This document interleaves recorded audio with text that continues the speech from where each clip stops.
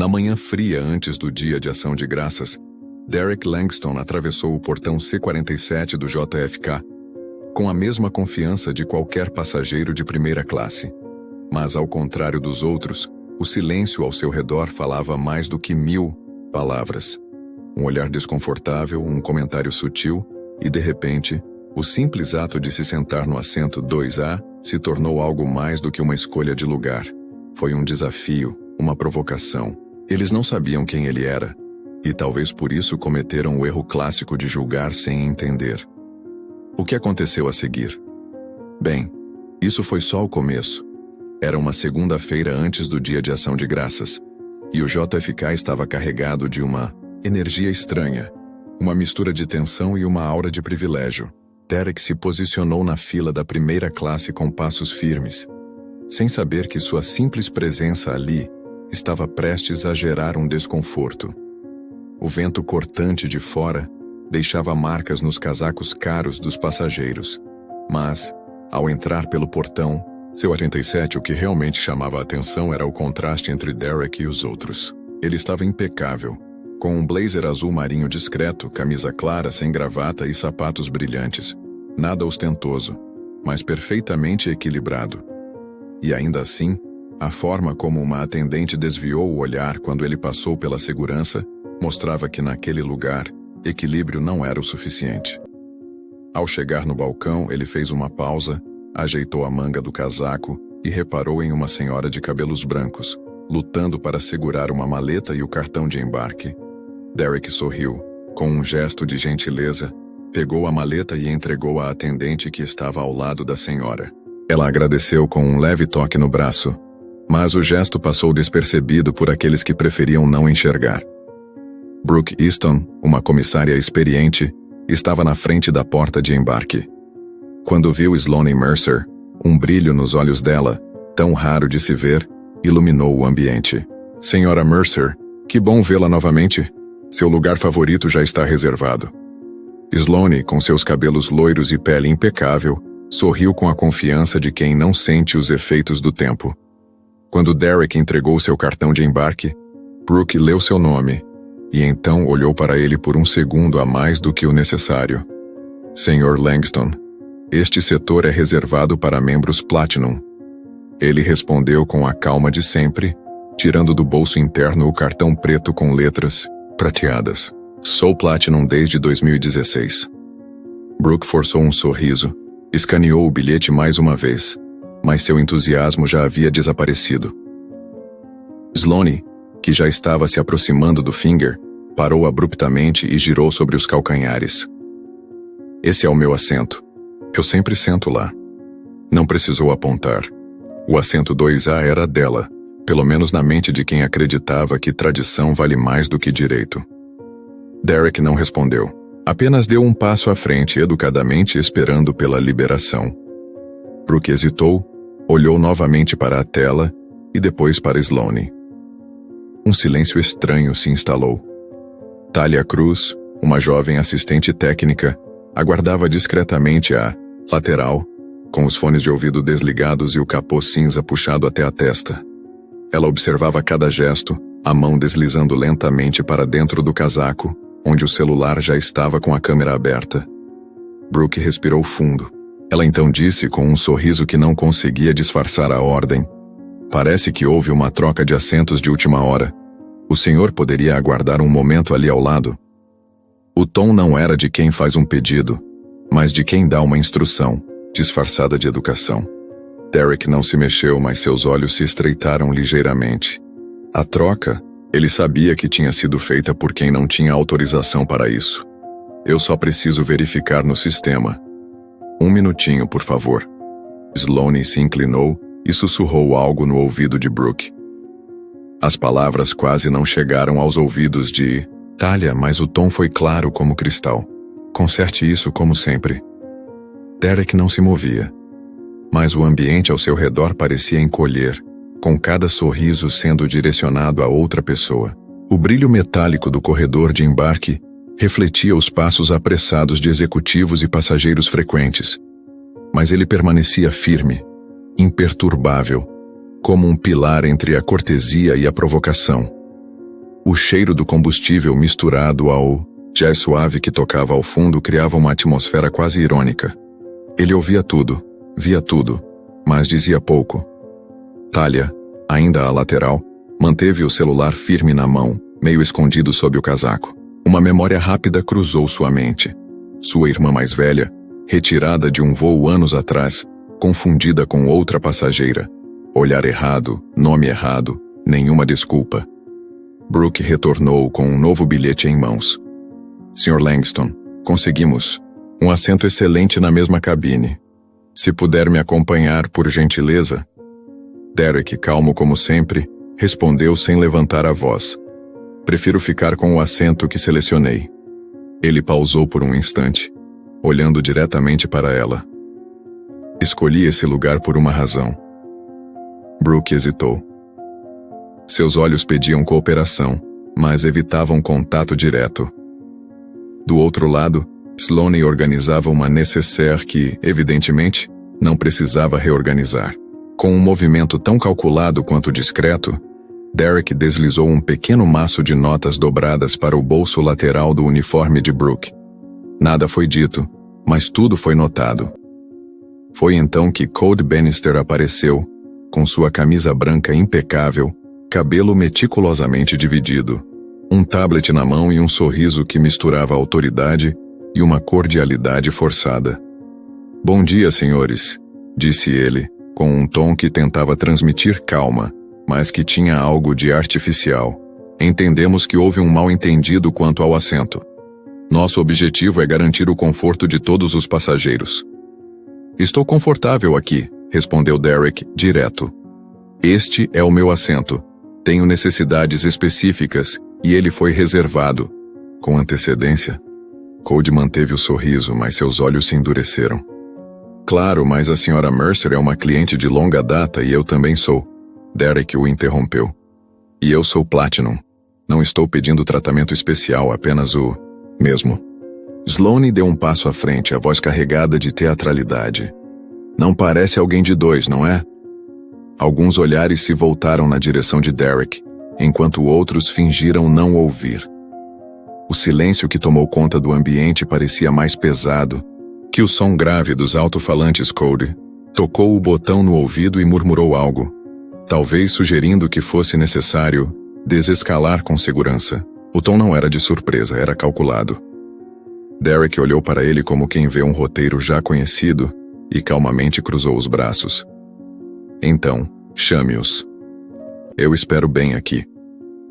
3 funcionários se postaram diante dele, mas Derek continuava sentado, imóvel. Não havia razão para se levantar. O ar na cabine da primeira classe estava carregado, denso, as palavras ditas minutos antes ainda reverberando como uma corrente elétrica invisível. Brooke evitava seus olhos, agora posicionada um pouco atrás de Code, que estava com os braços cruzados como se calculasse cada milímetro de controle.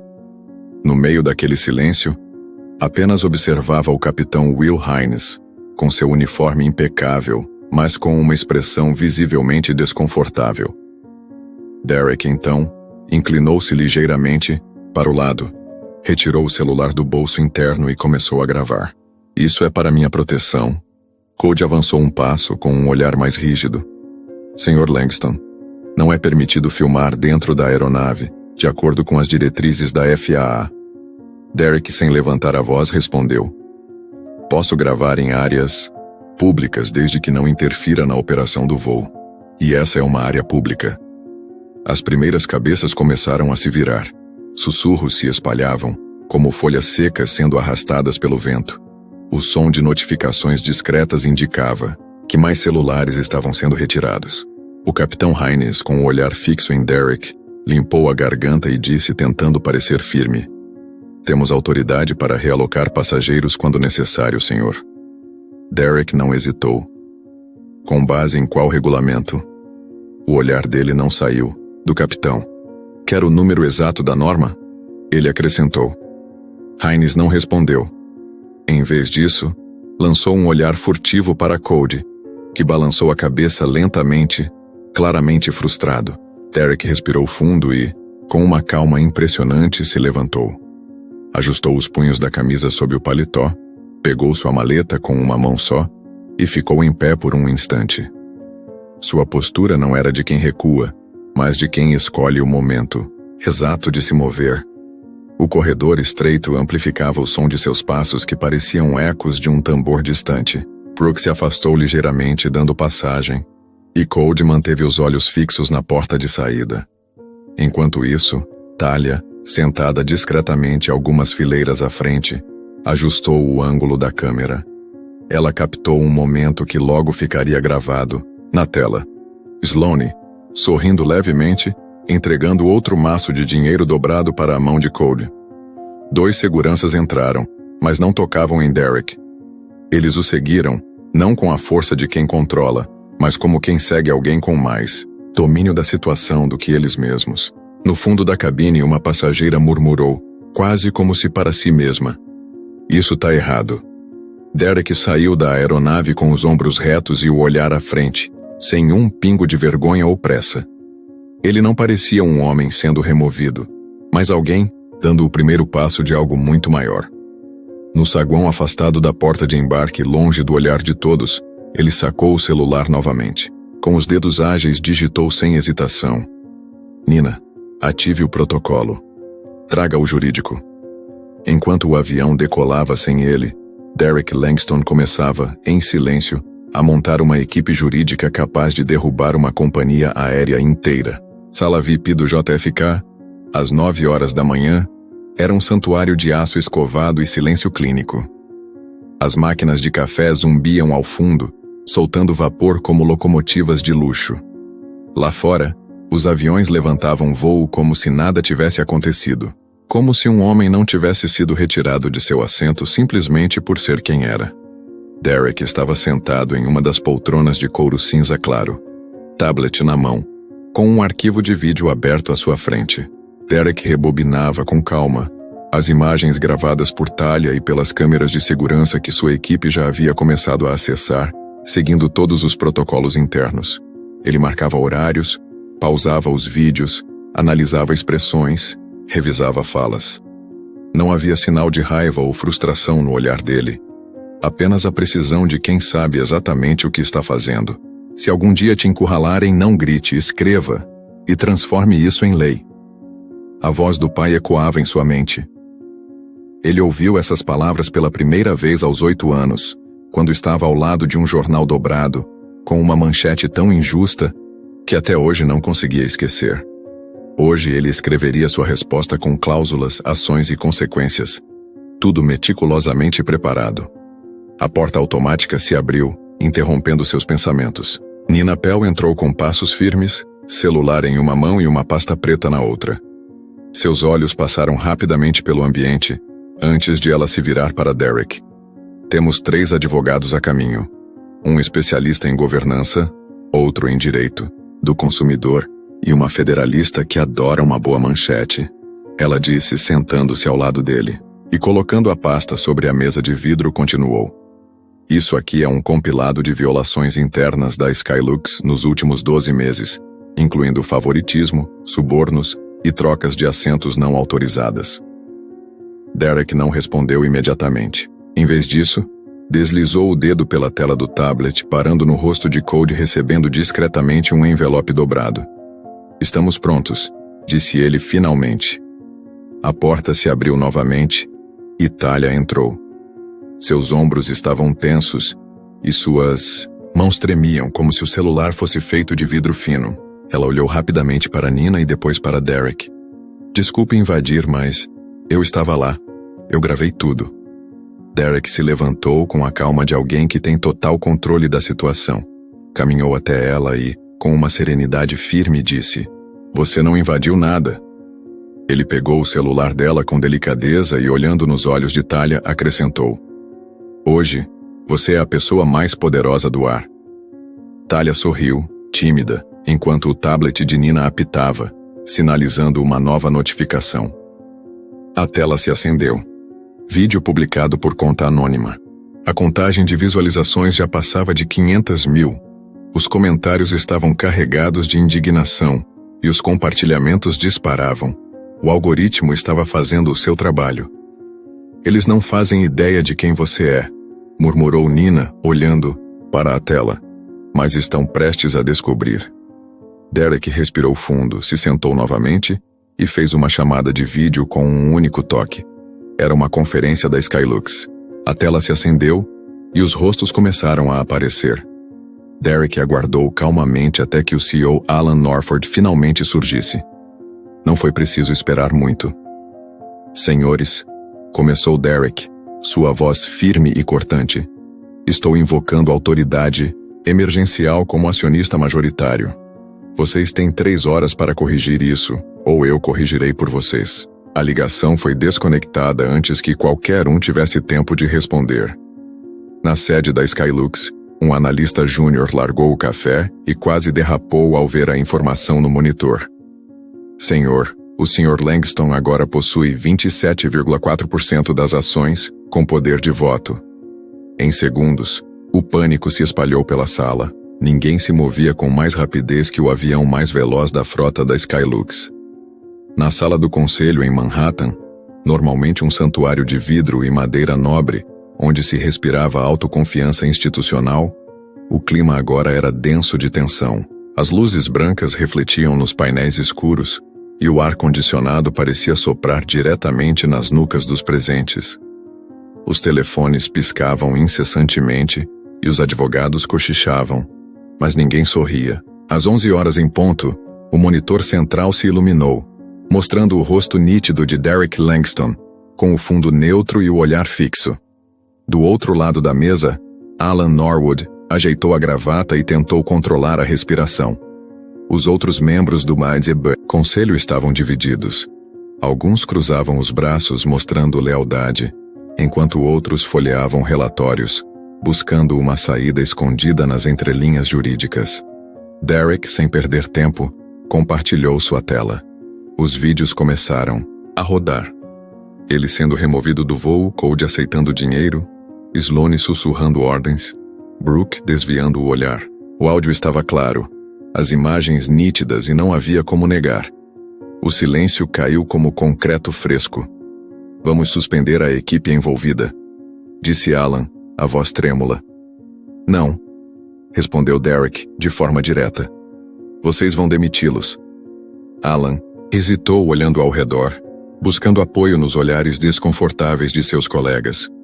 Não encontrou nenhum. Isso vai gerar instabilidade, tentou argumentar. A instabilidade já começou, cortou Nina, que entrou em cena com um tablet em mãos. As ações da Skylux caíram 12% nas últimas 2 horas, e estão despencando mais rápido que seus voos transatlânticos. Um dos conselheiros pigarreou, mas não ousou dizer nada. Derek continuou, implacável. Eu tenho uma cláusula no estatuto que me permite suspender operações por violação ética grave. Estou exercendo esse direito agora. Alan se inclinou para a frente incrédulo. Isso é loucura. Você vai afundar a empresa. Derek respondeu com voz baixa e firme. Eu estou aterrissando uma cultura que nunca deveria ter decolado. Nina passou os detalhes. Paralisação de 48 horas. Treinamento obrigatório contra viés inconsciente. Pedido público de desculpas. Ou como alternativa enfrentem investigações federais e uma fuga em massa de acionistas. Alan resistiu. Estamos falando de milhões aqui. Derek se aproximou da câmera. Seus olhos estavam mais pesados do que nunca. Vocês podem perder 40 milhões agora, ou 400 milhões quando todos os outros investidores me seguirem para fora. Por um momento ninguém respirou. Ao fundo, uma voz quase sussurrada escapou de um dos membros mais antigos do conselho. Tiramos o homem errado daquela sala. 2 semanas depois, todos os aviões da Skylux estavam parados, e a empresa inteira estava prestes a ouvir um homem falar com uma calma tão afiada quanto o aço. O auditório principal da sede, no dia 4 de dezembro, estava lotado. Funcionários, da linha de frente até executivos, preenchiam as cadeiras. Havia câmeras, uma transmissão ao vivo e um clima no ar pesado de expectativa. Uma mistura de cautela, esperança e algo novo. Derek Langston subiu ao palco sem pressa.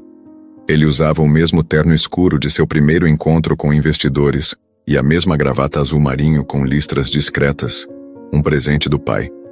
Era a última coisa que ele herdara antes que o mundo esperasse que ele desaparecesse. Ele me dizia: "Nunca deixe que te façam pequeno", começou Derek olhando para o público. "Hoje não vim falar sobre mim. Vim falar sobre todos que nunca tiveram voz." No centro da primeira fila, Thalia da Cruz observava em silêncio, com um crachá especial no peito e um sorriso contido. Ela havia sido anunciada como convidada de honra, homenageada pela sua coragem e por algo ainda mais raro: ter agido sem esperar reconhecimento. Brucon estava ali também, com o cabelo preso e uma expressão serena. Ela havia se inscrito voluntariamente no novo programa Second Sky, uma reeducação ética e uma tentativa de reconstruir a confiança dentro da empresa. Ela seria uma das instrutoras. O Code Bannister, de pé na lateral do palco, estava quieto. Não pediu para falar e nem foi convidado. Mas sua presença dizia tudo. Ele estava ali, pronto para mudar se quisesse. Ao fundo, o ex-capitão Hines aplaudia discretamente. Após pedir aposentadoria, ele agora ocupava um cargo no conselho consultivo da FAA, longe das manchetes, mas perto da consciência. Alan Norwood assistia das sombras. Afastado fisicamente, mas presente em espírito, observava tudo em silêncio. No telão, Nina apresentou as novas diretrizes de recursos humanos. Uma política de tolerância zero para preconceito implícito, mas, acima de tudo, um novo tom. Derek concluiu seu discurso com o anúncio da Fundação Second Sky, dedicada à reabilitação ética no setor aéreo. Treinamentos, bolsas, campanhas de escuta ativa, uma tentativa genuína de corrigir décadas de erros cometidos no passado. Corte para uma montagem final. Derek no aeroporto JFK, sentado no mesmo assento, no mesmo voo e no mesmo portão 2IA. Enquanto se acomodava, um jornalista do outro lado da sala gritou: "Por que você não os processou até acabar com eles?" Derek olhou para ele com um meio sorriso e respondeu: "Porque justiça deve reconstruir, não apenas queimar." Ele então apertou o cinto no assento, aquele que um dia disseram que não era seu, e reclinou-se, sem pedir desculpas. Enquanto os aplausos ecoavam pelo auditório, Derek apertou suavemente o nó de sua gravata antiga, como se estivesse tocando uma lembrança viva. Não era vitória o que refletia em seu olhar, mas reparação. A justiça naquele dia não gritou. Ela se moveu em silêncio afiado, guiada por firmeza e paciência. O poder não foi tomado. Ele foi revelado, como algo que sempre esteve ali, mas nunca foi reconhecido. Às vezes, é o homem que não reage quem acaba transformando tudo. Se essa história tocou algo em você, compartilhe-a com quem ainda acredita que dignidade não precisa levantar a voz para ser ouvida.